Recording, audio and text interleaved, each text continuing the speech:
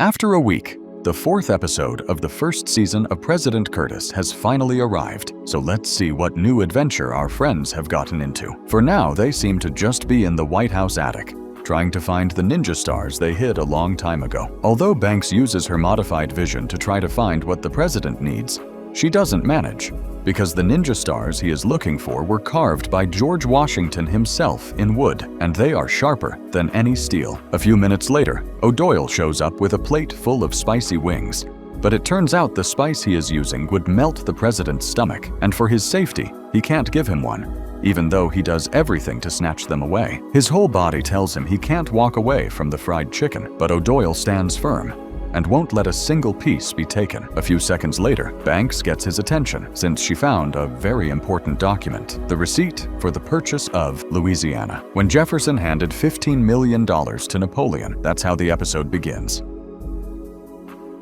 A stretch of land that expands almost to half of the country, where 15 states now sit. So maybe the French are very pompous. But that day, the United States made them bow completely. But what really catches their attention is that at the bottom of the bill, there is an order from Napoleon telling Jefferson he can't go near the third cave of the Rocky Mountain. And now this has sparked their curiosity. But the president is not willing to give up his search for the ninja stars to go explore that cave, since if something is clear in all the presidents that came before, it is that you shouldn't mess with what works. And who knows the disaster he will cause by going to that place. But Banks does want to know what it is about, and as soon as she gets the chance, she puts on a skydiving suit and sneaks into a Mount Rushmore tour company to get to the cave. Using her modifications, she manages to magnetically stick to the bottom of the helicopter, and there, she waits for the right moment to drop onto the exact position where she is supposed to find what she is looking for.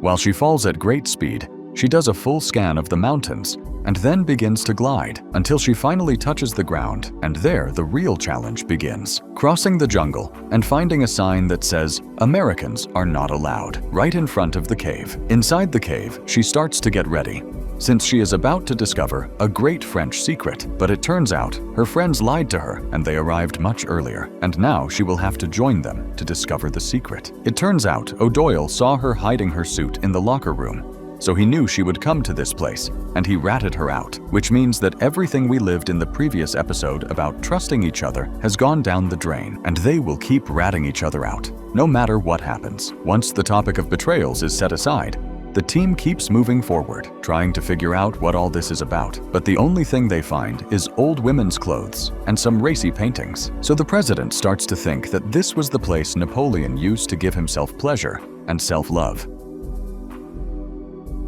Unfortunately, a few seconds later, the president triggers a trap and a wooden Napoleon comes out of a hiding spot to tell them that getting this far breaks the contract clause, so the state of Louisiana must be given back to France, and they won't be able to do anything to stop it since they will be dead. With a smoke bomb that promises to infect them with syphilis, the wooden Napoleon declares victory, but it turns out O'Doyle carries several anti-syphilis pills in his pocket, and the team is fine, and nobody has to find out they came here. So the president asks Doyle to steal one of the paintings. He would like to have it in his room, and now they will go home, knowing that nobody has to find out about any of this. But it turns out that while they try to escape, a very well-crafted mechanism is activated, and everything they said was recorded. Besides that, the mechanism works outside the mountain, activating a giant mirror that destroys a rope that has been tied for more than 200 years, and a huge mechanism is activated on the outside, releasing a large amount of water from the dam. Little by little, the mechanism gets more intricate and complicated as it goes, until it finally reveals that it is about some pigeons that fly from Mount Rushmore across the whole territory, all the way to Paris itself, where one of the pigeons activates another hidden mechanism, which leads us to an underground city built by Napoleon. This mechanism activates a bell that rings very loud throughout the whole place, where we can see a fairly muscular woman exercising, and with the motto, "Long live Napoleon," on her back. Without wasting any time, she presses a rune on the wall shaped like the state of Louisiana, and a secret tunnel opens. There, a specialized mechanical suit made entirely for her is waiting, and once she has it, she walks straight to her soldiers to tell them the time has come. Back with the guys in the Oval Office, the president is talking with Mandibures, who, even though he can no longer turn into a werewolf, during one of his missions, he devoured his partner's leg, and they can no longer keep him on active duty, and that's how everything goes.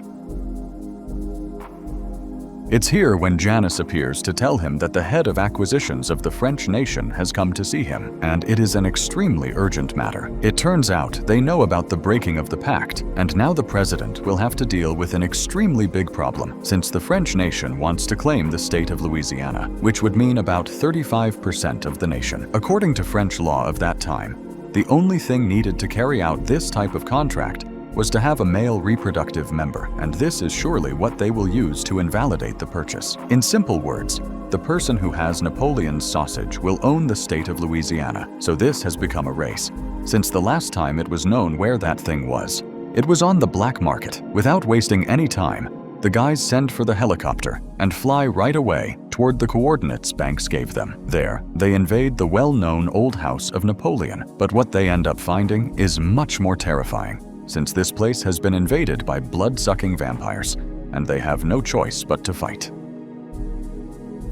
Or that's what it seems, since at the last second, the president hugs the leader of the vampires, and we find out they are good friends. It turns out the vampires have helped the nation for many years and won the Civil War for them, so there's nothing to fear here. Monty the vampire asks them what they're doing here, and the president explains that they need Napoleon's sausage for an urgent matter, and since he has broad knowledge of the black market, they need his help, but they don't expect him to work for free. His payment will be 10 liters of the best atheist blood they could find, without a trace of religion in it, so it doesn't give them indigestion. Half of it will be given to him now, in the small cooler that O'Doyle has in his hands, but that is not included in the deal, and he hopes to get it back. After Monty agrees to help him, the rest of the vampires lunge at the blood, and Banks looks very impressed when she realizes their fangs work like straws to suck. But what catches the president's attention is that they make sexual sounds while they feed.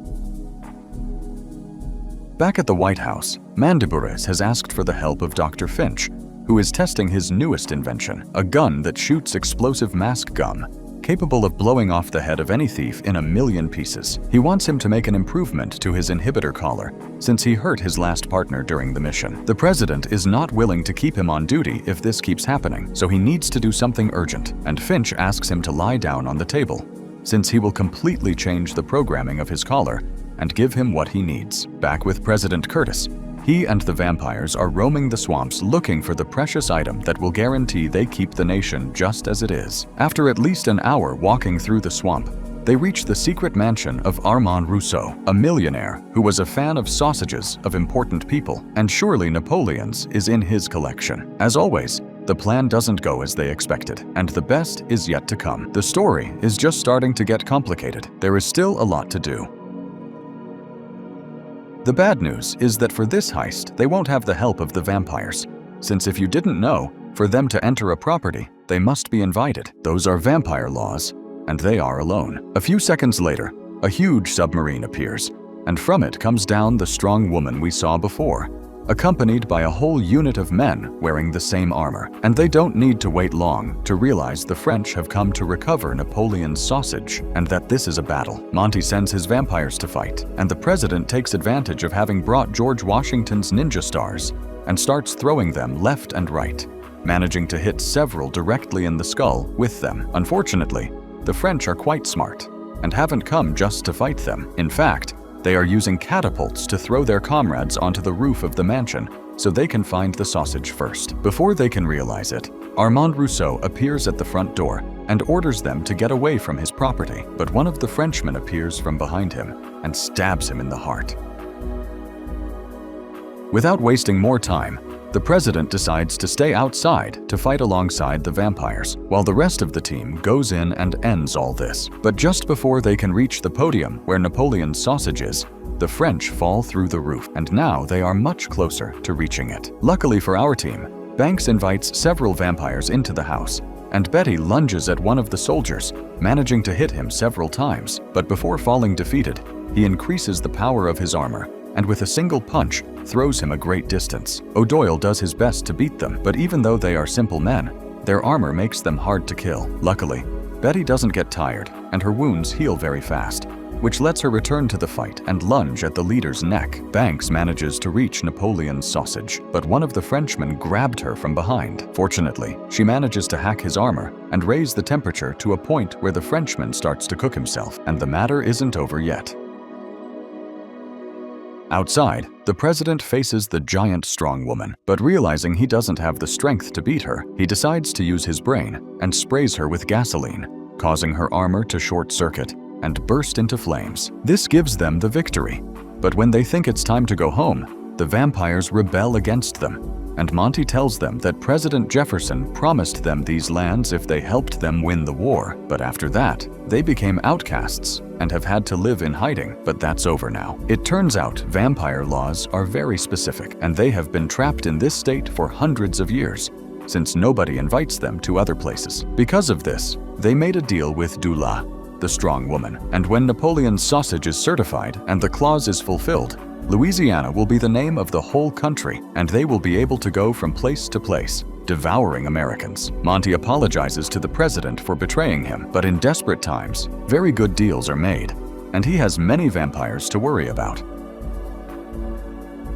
So he takes Napoleon's sausage away from him, and a few seconds later, a flying vehicle comes out of the submarine to take them all away from there, but they leave 3 of them to finish off the president and his team. However, Betty quickly returns and stabs her brothers with a stake, since she is tired of being treated as if she were less and never being told anything about their plans. So the team returns to the helicopter to start an aerial chase. From there, the president calls Mandibures to tell him the French have Napoleon's sausage, and the vampires have betrayed them, so he must quickly go to the position he is sending him to intercept them. At the same time, Monty and the vampires reach the courthouse, where they need the guard to invite them in, but he doesn't quite understand what they mean, and vampires aren't known for having a lot of patience. After killing the guard, the vampires make sure the judge hears the screams and comes out to see what's happening, and that he uses his gavel and allows Napoleon's sausage to own lands.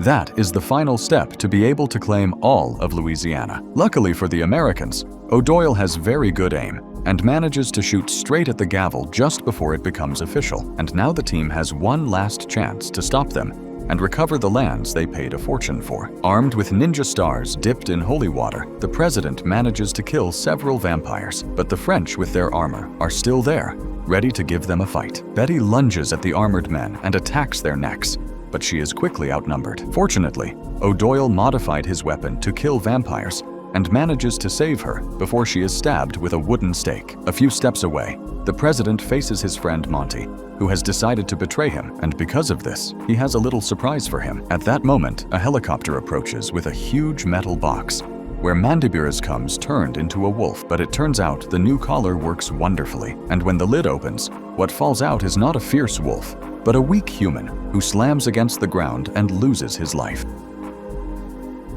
Mandibures is completely destroyed, and at that moment Monty lunges at the president, but an arrow pierces his skull, fired by Mandibures in his last seconds of life, proving he was loyal and useful until the end. At the end of the battle, Dula has Napoleon's sausage, but it has been through a lot and starts to disintegrate, so now the contract is not valid, and the French have lost, as they are used to. With a successful mission and saving the nation from the same danger they put it in, O'Doyle bakes his spicy wings for everyone, and we can see Mandibures is still alive, since thanks to his werewolf regeneration, he is almost immortal. The group tries them with a lot of excitement, but they quickly realize they are disgusting, and O'Doyle has no talent for cooking. But that's not the end of the world, and it gives us the end of the episode, so we'll see you in a week with the next one. That's how this week's adventure ends. The team returns home safe, and everything is ready for the next episode. We'll see what comes next. See you soon.